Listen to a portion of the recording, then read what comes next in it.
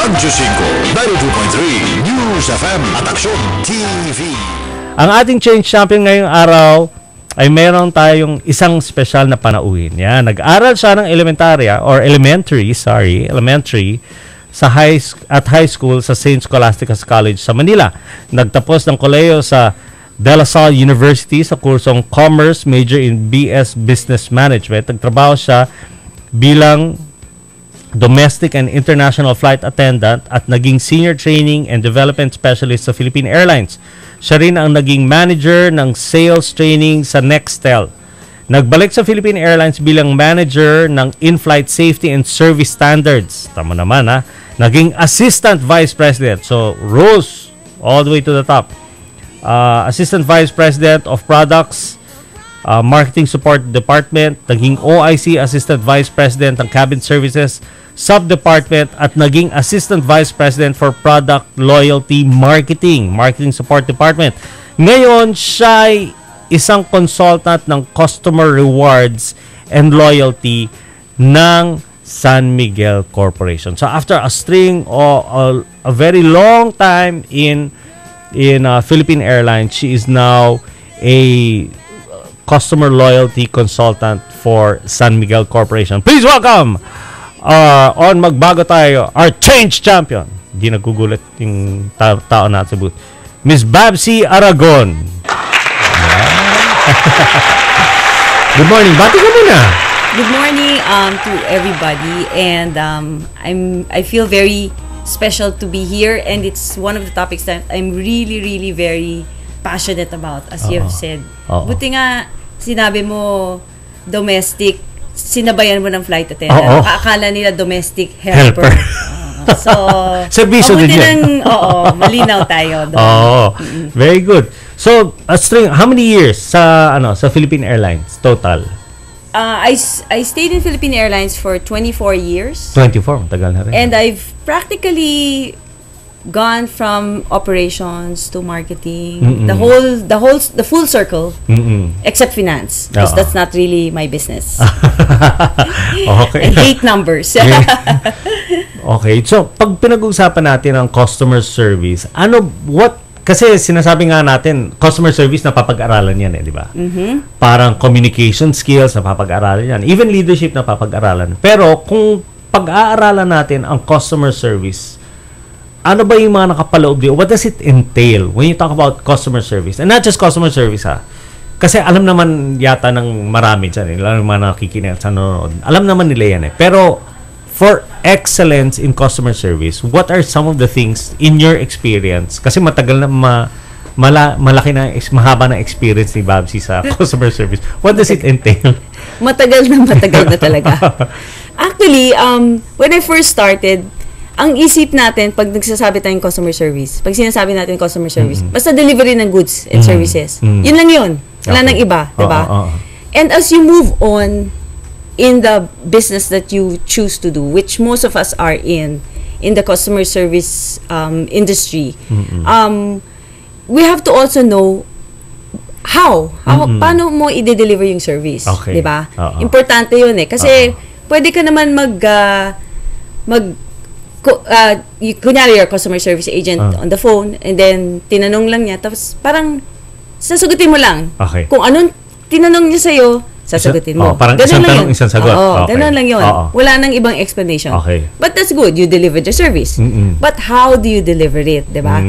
I mean, there's always a way. Kunyari, in my 24 years of experience, as a flight attendant and as serving customers, that's pretty much our job Yun lang yun talaga. Flight attendant, customer, mabuhay mas, all these things. You just deliver. You deliver the food. You put the food in front of the tray. You put the tray in front of the passenger. Yun na yun. But how do you do it, diba? Pinag-aaral. Yun, how. When. Importante din yung when. Timing. Diba, kunyari tayo, meron complaint or whatever you call it, or there's an issue, or just asking for information. Sasabihin mo, sige, kunyari hindi mo masagot at that particular moment, hindi mo naman kailangan alamin lahat talaga ng information na tinatanong sa'yo. So, anong gagawin mo? So, sasabihin mo, sige, sir, I will get back to you, blah, blah, blah, blah, blah, blah. just make sure you really get back to that person. Diba? Hindi yung lang, pasabi lang. Oo. Kasi, on the other hand, talagang i-expect yan ng customer sa'yo. Oo nga. Napuna ko na, kasi paminsan, ganun No? So, sir, pwede mong balikan namin kayo, tapos bilang ang tagal. Ilang araw na, wala pa rin di ba? Meron naman iba, talagang binibigay nila yung oras, di ba? Can I put you on hold for 1 minute, di ba? Maganda rin yung ganun. Wag lang talagang siyang, siguraduhin mo, pag sinabi mong 1 minute. 1 minute talaga. 1 minute lang. Better kung value add na kung less than 1 minute.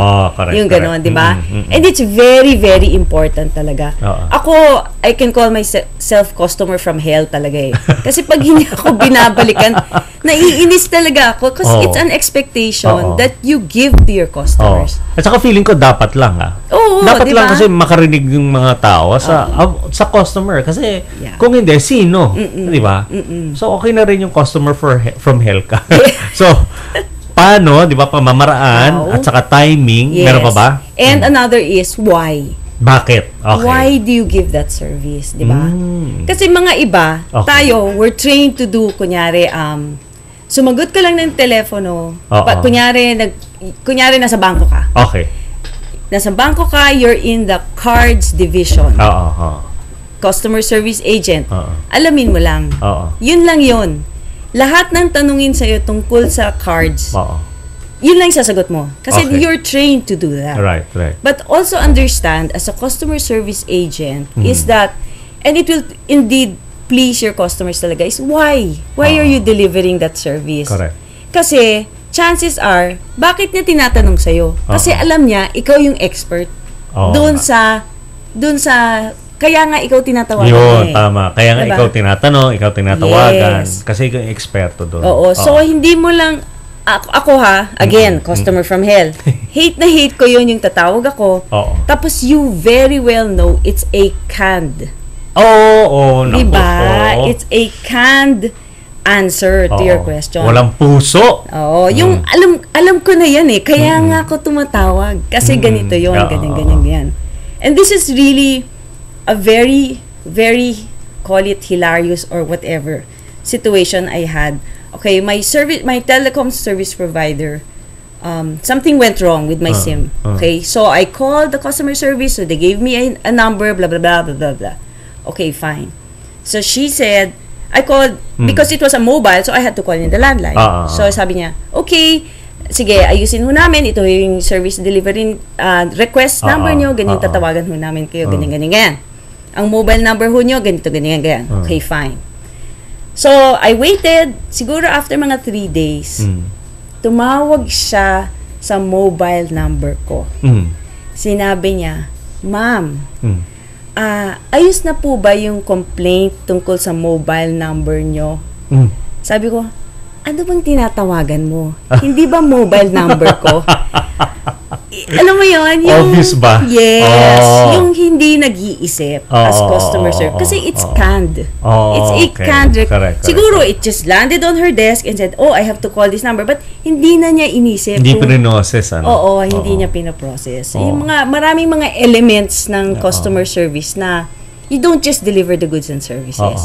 Otherwise, that's just giving me what I paid for. Diba? So, kung kunwari, kasi paminsan, siguro, pwede na natin intindihin sila diba? Kasi siguro sa customer complaint, kasi inbound yan diba? So, siguro sa sobrang dami ng mga kaso o cases or issues, challenges na kinakaharap nitong customer service representative nito, maaring yun yung dahilan diba? Kung bakit hindi sila nag-iisip na yung parang, sige na, tawagan na natin to, di ba? And in your experience, kasi syempre, in flight, for example, ang daming pasahero niyan di ba? How did you handle that? Na yung pangangailangan ng isang pasahero, iba sa pangangailangan ng iba, di ba? May iba naman, bata, yung iba-iba yan di ba? How in your experience delivering service lalo sa mga international flights where you have different iba-ibang foreigners pa yan, diba? Sobrang galing na nung customer service agents or let's call them flight attendants, no? The deliverers of the customer service. Sobrang galing na niya. Kunyari, you have so many passengers in a flight, you serve so many people, iba-ibang gusto nila. Ang gagawin nila, alam mo, they have managed to really be able to fulfill the needs of the customer. Iba-ibang oras yan, very demanding sila eh. Most especially kung nasa business class. Yun, diba? Tama. So, minsan, marunong na rin dumiskarte yung purser. She's like the head of the flight. No? Ang ginagawa niya, kunyari meron ng irate na customer sa on board.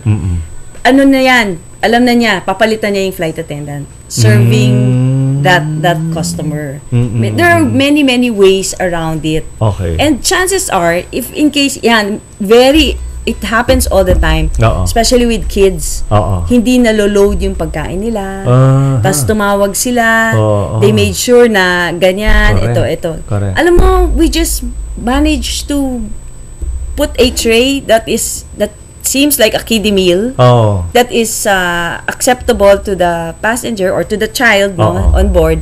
Then somehow makikita naman ng parent na at least in-effort mo and stuff like that. We've had so many, I mean, you have passengers who are complaining because malilate sila, mga ganun. So you just, kailangan mo na talaga i-manage pag on board. Maraming mga incidents na ganyan eh.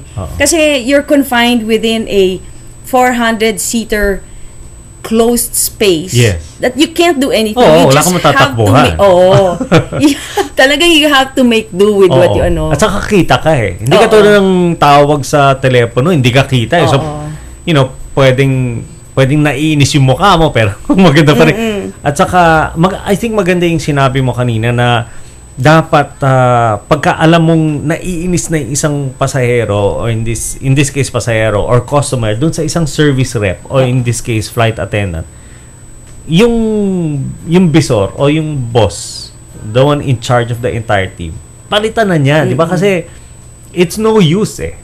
Kasi nainis na nga dun sa tao tapos pinagpipilitan mo pa na ito ang magbibigay ng serbisyo sa'yo. Hindi eh. So paminsan, there's something that you can learn from that pagka nag-head ka ng team, lalo sa mga call center, contact centers, di ba, sa mga BPO, pagka naiinis na yung kliyente dun sa taong yon, i-relieve mo na muna, ilagay mo na muna sa iba, then put another more seasoned person. Yes. At saka gusto ko nung sinabi ni Babsie na manage the situation. Kasi that's the whole idea of customer relationship management. Exactly. Diba? You're able to manage situations. Kasi madaling i-manage yan pagka maganda yung takbo ng relationship mo dun sa customer. Di ba?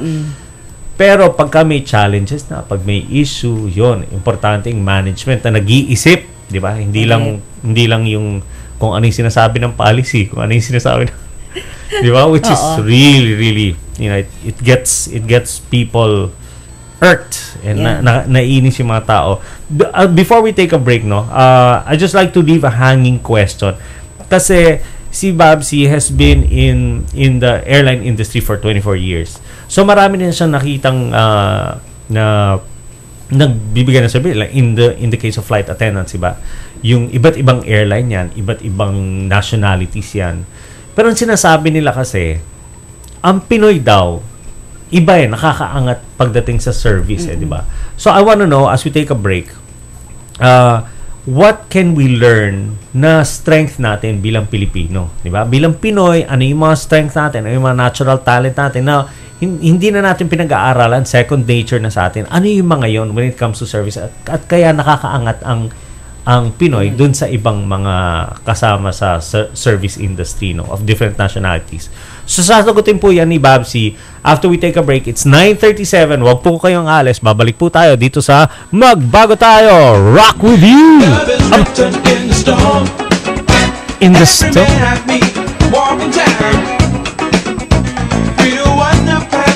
Just my